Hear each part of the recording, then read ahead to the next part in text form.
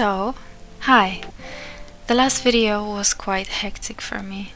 It was a big project that took me more than expected to edit. I had all kinds of problems with sound being either too quiet or too loud after exporting the video, so I had to redo it multiple times. Also, I have been working on my final dissertation at university. I think I will do a couple of videos in the future about it. Probably reading you my dissertation, because I think the topic is so important and makes me feel really inspired. But that's all when it comes to my personal life for now. Let's proceed with the video. The beginning of the process of making a piece of art is always interesting to me, especially the more abstract in form. I never know what is going to transpire from every movement, let alone what the ending will look like. In this one, I just let my hand basically do what it wants, what feels natural. In my video about mandalas, I said that not having control, or rather responsibility over my life, and of course over what I'm creating, is something that I hate. It's true. This time though, I had full responsibility and I just let myself explore with pleasure. It was a really nice process. The style of this drawing was inspired by a YouTube channel called Peter Draws. I am going to put a link to it in the description. I decided to use a pretty standard black ballpoint pen, although I have one drawing with a fountain pen in the making, so watch out for that. This style is kind of flowy and ethereal, in my opinion, at least when I do it. It made me let go of expectations towards myself a little bit. My hand by nature creates a certain style of lines and dots and stuff, and I think I used to hate my style.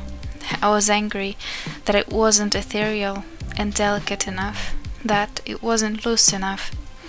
I was angry about a lot of things. But then something changed. I was watching a video of a girl flipping through her sketchbook. I admired her drawings.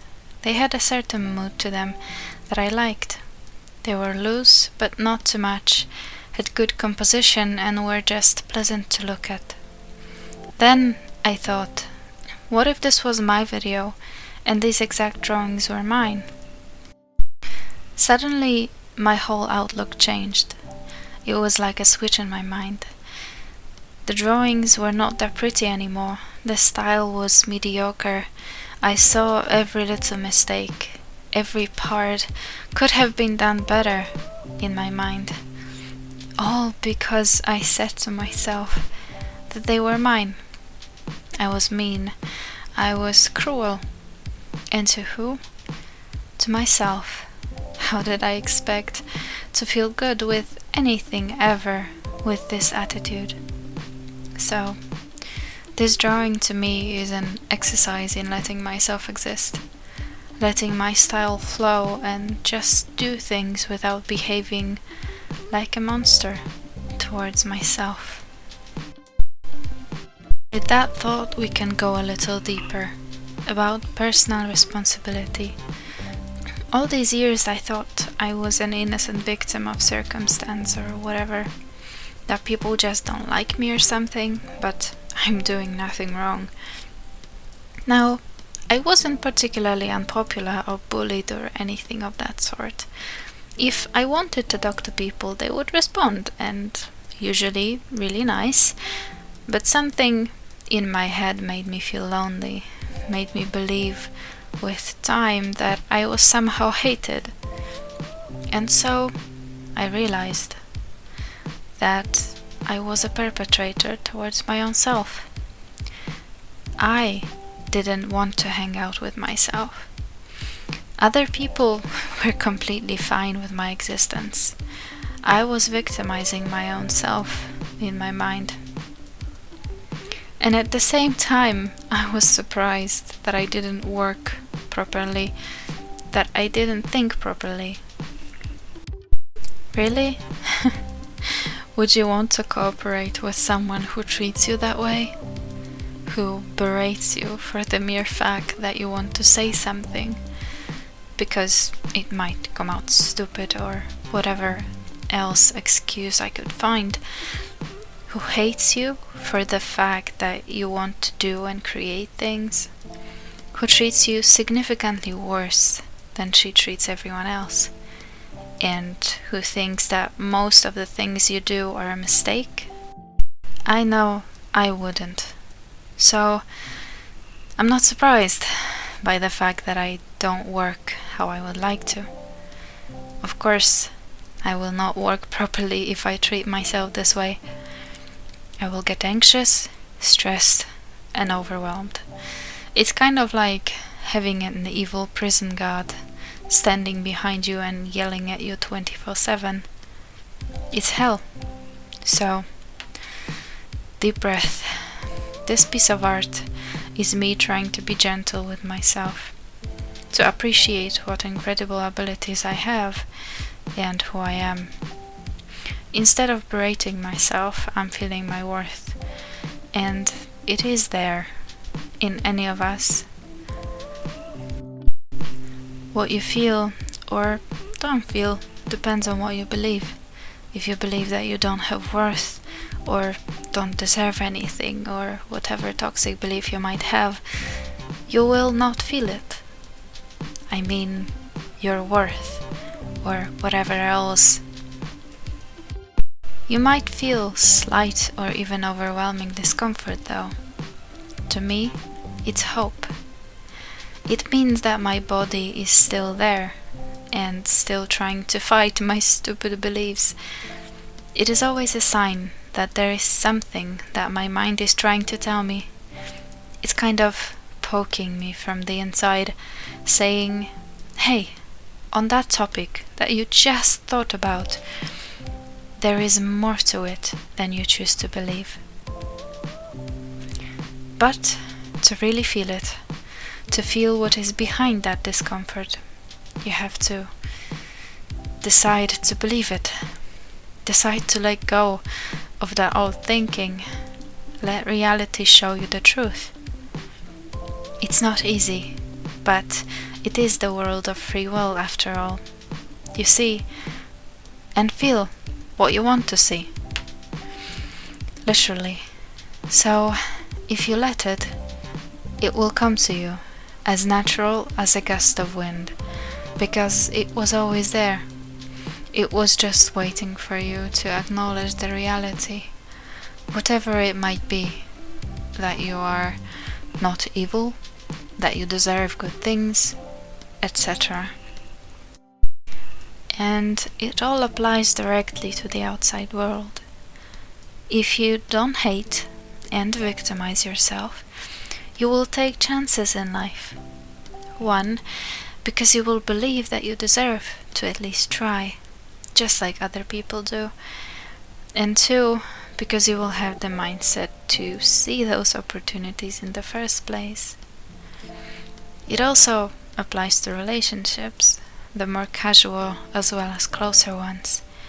It makes you less self-conscious, thus making it easier to not be overbearing or jealous with people. And it makes you more active, as you will no longer stand in the corner thinking everyone hates you or that you just have nothing worthwhile to contribute. You can do a lot of good, or bad, if you choose to do so, in the world. You matter. You have a huge influence over the world, inside and outside of you. I challenge you to change one small thing about your thinking and behavior, but really change it, and watch the world in and out change. So, stop being a monster to yourself. Thank you for watching. A little note from me, I also created a blog on which I put my art and writings about life in the form of a little bit less rambly, more concise scripts from these videos. so far I only have one from both of the mandala videos put together, and I will soon post this one. So if you want to read them, I will leave a link in the description.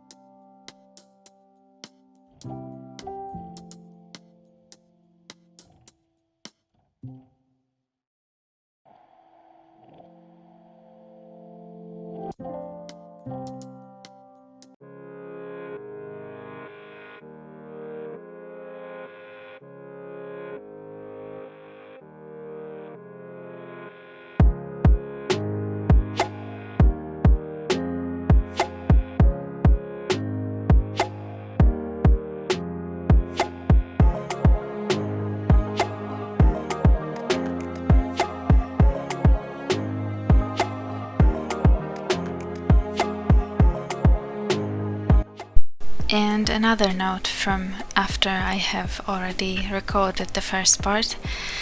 Unfortunately, I had to move my diploma for next year.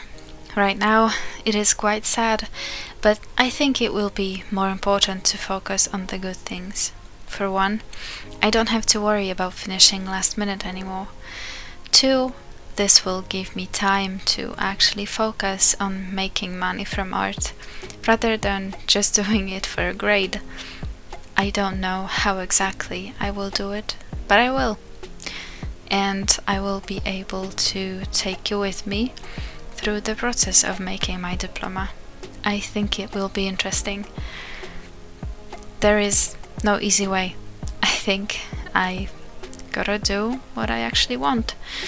YouTube. Maybe I will be able to do a mural, maybe at my local school or somewhere else, excuse me, locally, or maybe in the city. We'll see. But I know I will pour my heart into making YouTube videos. Okay, that's it. Goodbye for real now.